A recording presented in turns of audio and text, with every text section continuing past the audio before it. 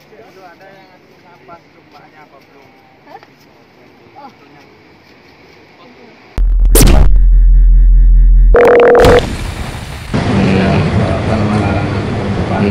Karena kemudian implementasinya di lapangan itu berbeda dan bahkan yang jadi sebagai perwakilan dari media baik di Instagram atau apa itu sudah menyebar kemana-mana. DTB kesannya ditutup. Kemudian ya, baik Asita, PHRI, pemilik akomodasi atau investor, tidaknya kami pelaku di lapangan supaya tidak ada kagetan Pak, supaya tidak ada kesan mendadak tiba-tiba destinasi ditutup, sedangkan kami yang di lapangan yang berinteraksi dengan tamu baik itu pelaku perjalanan wisata dan lain-lain, itu sosialisasinya kami tidak ada. Itu pertama yang kami ingin sampaikan kekecewaan kami karena merasa kurang dilibatkan. Yang kedua, kami ingin diberikan semacam solusi Pak. Betul, pantai kalau kita lihat dari segi kelayakan misalnya hal yang tidak layak dilayakkan dan seterusnya. Tetapi kami ingin ada semacam sebuah solusi jangka pendek, menengah atau panjang. Apakah dengan menutup itu, apakah itu akan menjadi solusi permanen atau bagaimana? Nah, Putu sendiri bekerja sama dengan sudah menjalin komunikasi dengan pihak Kelingking. Jadi di sana warga atau desa di sana bahkan bersedia Pak berkontribusi membayar lifeguard dan security. Karena kalau ada kejadian seperti itu bukan serta-merta kita harus menutup, tapi apa yang kurang dari kita. Karena kita harus memberikan rasa nyaman kepada tamu yang berkunjung ke destinasi itu. Pendek, bukan dengan tiba-tiba kita menutup gitu. Di samping tadi seperti untuk menggaji apakah itu lifeguard dan security, seperti itu Pak. Ini harapan kami supaya kami dilibatkan kemudian berikan solusi-solusi seperti itu ya untuk masalah penutupan destinasi. Ada security dan lifeguard di sana, pasnya tamu juga akan merasa ini Pak. Kita memang nggak bisa mengontrol tamu berenang atau tidak, tetapi ketika ada warning segala macam, kemudian kita buatkan. Nah, seperti kemarin itu yang kami perhatikan itu semacam terburu-buru Pak. Jadi semacam billboard dipasang dengan kayu depan segala macam. Nah, bagaimana menyadari Pak keterbatasan pemerintah wadah ini ingin berkontribusi lebih. Kami juga sudah berdiskusi pulau lain karena kami terisolasi. Jadi kami harus berjuang benar-benar. Nah, teman-teman berbicara kelewatan, saya kadang-kadang panas juga ketika laut itu, pantai itu menjadi salah satu destinasi. Pemerintah dalam mengikuti perkembangan pariwisata itu. Jadi kalau dibilang memang anggaran kecil kan, kalau untuk safety lifeguard segala macam, kenapa tidak dianggarkan dari dulu? Bahkan ini tuh dari 2017 loh, kita sudah berhenti, sudah 4 tahun lebih. Makanya kami hanya ingin mengulang saja kembali, mengingatkan kembali dan sekaligus memberikan solusi. Kalau memang pemerintah tidak bisa menggunakan anggaran segala macam mengelola itu, ada pihak ketiga, kemudian ada desa adat yang bisa diajak kerjasama. Pola teknis itu kan bukan di kami, tapi itu bagaimana teknis cara pemerintah kan. Itu saja dari kami. Pak, untuk dampak penutupan destinasi untuk berenang jelas, karena kan kalau kita bicara pariwisata itu termasuk Nusa Penida kan tidak serta-merta berapa tamu yang datang lewat boat, datang dari Sanur ke Nusa Penida, bukan saja itu, tetapi kan berapa tingkat hunian. Sekarang ramai, kalau dibandingkan dengan dulu mungkin lebih ramai sekarang dari tahun 2000 sebelum Covid ya, lebih ramai sekarang malahan. Tetapi tingkat huniannya yang dulunya full, tamu nggak dapat tempat menginap, sekarang dengan operasinya hotel-hotel yang masih sedikit, itu saja nggak sampai 50%. Jadi bagaimana kita meningkatkan ekonomi? Kalau mereka cuma, mohon maaf, tumbang kencing aja di pulau kita gitu. Nah, pantai itu adalah salah satu untuk membuat mereka tinggal lama. Kalau mereka turun ke pantai nggak mungkin mereka akan balik sore, itu pasti akan ketinggalan boat.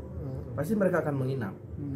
Kalau dibandingkan misalnya kita lihat berapa tamu yang ke Nusa Penida, anggaplah misal tamunya 1000. Kemudian berapa yang berenang? 100. Masih cuma 10%. Bukan itu, tapi yang kita lihat adalah persentase yang kecil itu akan menimbulkan dampak ekonomi yang lebih besar dari yang persentase 90% itu. Karena yang tamu menginap pasti kan belanja di sana, makan di sana, transportasinya pasti 2 hari. Gitu. Jadi semua daripada yang cuma sehari, cuman bayar tiket boat ya udah kencing, pulang balik. Berarti bisa dibilang pemerintah tidak melakukan antisipasi gitu ya? Atau Ya, tidak kami, becus, bisa bilang tidak kami becus. memang mengatakan bahwa ketidakmampuan pemerintah untuk mengikuti perkembangan destinasi. Artinya promosi yang begitu besar-besaran yang dilakukan miliaran-miliaran tidak dibarengi dengan apa namanya kesiapan program bagaimana nanti untuk menata itu. Oke. Padahal cuman lifeguard gitu, hal yang kecil dibanding dengan kita promosi misalnya miliaran, lifeguard berapa? Seperti yang dia bilang tadi, kalaupun tidak bisa menganggarkan bisa kerjasama. Itu hanya tenaga. Setidaknya ketika ada yang mati gitu misalnya, kita sudah siapkan ini, kita sudah ada pembelaan loh. Nah, karena sekarang ya jelas lah kalau misalnya dibilang dari provinsi mengecam segala macam, ya memang iya karena kita nggak ada melakukan apa-apa. Gitu. Pak, artinya HPP 3 pantai itu, Pak? Kalau dibilang menolak kami iya, tetapi kami lebih kalaupun memang itu ada pelarangan tidak masalah, tapi itu bukan dulu seperti yang kita punya grup nih dengan Pemkab. Kami sudah sampaikan tidak setiap hari, tidak setiap jam bahwa laut itu tidak layak untuk berenang. Misal nih kita ambil contoh saja di apa namanya di Injal Selabong. Pada saat air surut, mau cuaca ekstrim apapun di sana kita sambil tiduran berenang tidak masalah. Tetapi ketika air pasang di sana lah yang di sana tidak bisa berenang. Itu yang perlu kita pelajari, kita antisipasi. Sama dengan kelingking. Kalau mungkin pas sore pagi ini misalnya mau tiduran di sana nggak ada ombak. Tapi kalau misalnya lihat nih siang jam 1 gitu misalnya mulai gede nih ombak. Nah pada saat itulah orang perlu memberikan sekarang nih jam renang pakai toa gitu kan. Dilarang ketika tamu mau turun tidak boleh berenang sekarang karena jam begini. Jadi itu juga salah satu media promosi kita, nggak perlu bayar besar loh untuk promosiin. Jadi ketika tamu merasa nyaman, mendapatkan informasi yang bagus, mereka akan promosi sendiri. Itu lebih mengena daripada kita beriklan. Ketika wisatawan promosi sendiri, saya berenang di Kelingking, kemudian di sana ada penjaganya aman, kita berenang di sana, kemudian kita diberikan pemahaman segala macam, promosi yang bagus, dia yang akan promosi sendiri. Gitu. HPPNP, himpunan apa namanya, Pegiat Pariwisata Nusa Penida yang sudah dari dulu kita ajak diskusi, kadang-kadang diskusinya keras, kadang-kadang lembut kan. Jadi hari ini datang untuk memberikan masukan terkait dengan ada 3 titik larangan yang kita lakukan untuk boleh berenang. Jadi semasih BMKG mengeluarkan peringatan ada gelombang tinggi, angin kencang, maka selama itu juga status itu atau larangan untuk berenang itu masih saya terapkan. Nah, sambil kita melihat situasi berikutnya, menyiapkan apa namanya lifeguard atau petugas-petugas kita yang kiranya dari lifeguard yang ada kita bisa direct ke sana untuk mengawasi nanti, memberikan pemahaman agar tamu-tamu itu kalau memang dilarang ya dilarang, jangan sampai masuk. Nah, terus terkait dengan situasi darurat atau sementara yang saya maksud tadi adalah apabila nanti laut sudah kondisinya bagus, maka kita akan pertimbangkan kembali untuk penutupan itu sehingga nanti itu juga menjadi bagian daya tarik bagi para wisatawan untuk berkunjung ke Nusa Penida. Itu saya kira kalau usulan lifeguard sih boleh-boleh saja, tapi ingat laut, kita bicara kewenangan ya, laut itu kewenangan provinsi. Kemudian walaupun toh ada, kalau tidak ada masalah sih nggak apa-apa. Tapi ketika langsung ada penugasan nanti, kalau terjadi apa-apa justru masalahnya akan malah berat kan, kasihan juga kan. Nah oleh sebab itu saya di pemerintah daerah kan konsep One Gate One Destination ini kan arahnya sampai ke sana. Dari A sampai Z kita akan urus, dari perencanaan safety-nya bagaimana, kemudian destinasi-destinasi mana yang bisa dikembangkan, nanti semua kita masuk ke sana. Jadi One Gate One Destination ini sesungguhnya menyelesaikan seluruh permasalahan yang kita mulai dari apa namanya perubahan perda. Sekarang kan perda kita kan mungut di pantai kan. Nanti kalau sudah selesai pasti, makanya di Nusa Penida saya sebenarnya kan Tanjung Juntil sudah mau kita sipkan, tapi masih ada permasalahan lahan, maka saya akan masuk coba mulai dari Diamond Beach, Broken, Kelingking. Ini 3 ini.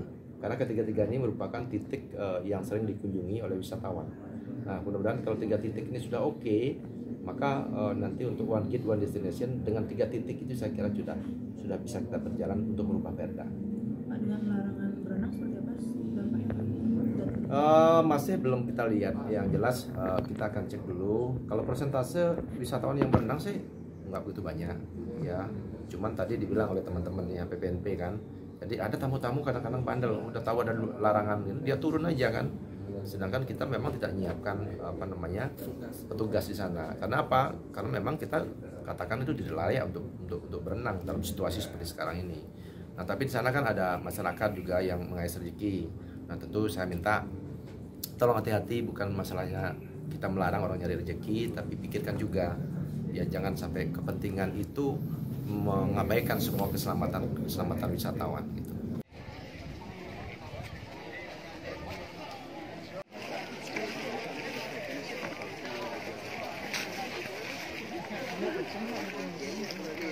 Nanti ke